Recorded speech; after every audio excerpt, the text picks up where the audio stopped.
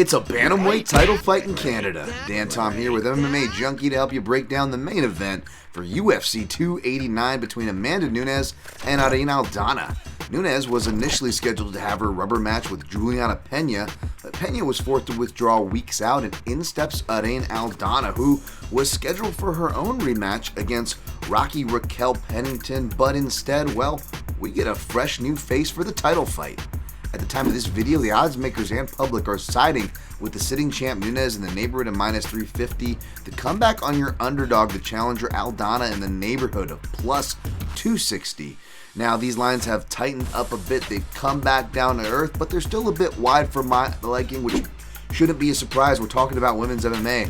It tends to have wide lines, but for as many wide lines as we've seen, the Ronda Rousey odds, as I like to call them, upsets, speaking of which, are also very apropos. It's a volatile sport, ladies and gentlemen, and these ladies are really going to go at it. As far as the X's and O's go, I'm going to be looking at the ground game. We've got Amanda Nunes, who has the on-paper edge with her brown belt in judo and her black belt in Brazilian jiu-jitsu. She still shows that she can hit those level-changing takedowns at the advanced stages of her career. Still shows she can go 5 rounds, but she's going to have to be careful about Aldana's guard, her scrambling, and her finishing prowess. Tight arm locks, tight submissions on the leg on Aldana, despite no official rank.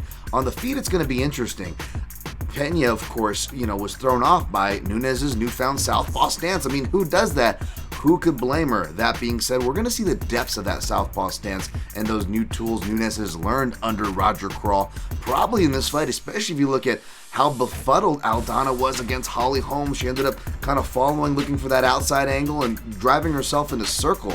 Maybe doubt her camp's ability to prep for a southpaw, but in steps Alessa Grasso to get a upset over Valentina Shevchenko, one of the greatest women's southpaws ever, right? And of course, Aldana would later show improvements in her last fight against the southpaw looks of Macy Chiasson. So it's going to be real interesting to see how that plays out. Leave room to be surprised. I will give pathways to victories to both in my in-depth breakdown, but I'll tell you right now, I am actually going to side with the not safe pick, and I'm going to go with Mexico here.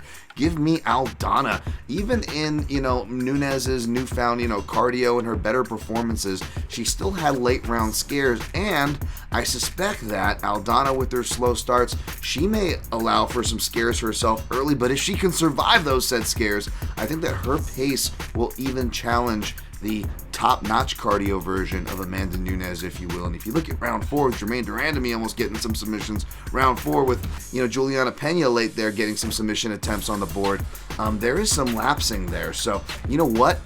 Give me round 4, Irene Aldana by submission, to see the pathways for both, as well as interesting stats and results this weekend. Check it out. Go to MMAJunkie.com.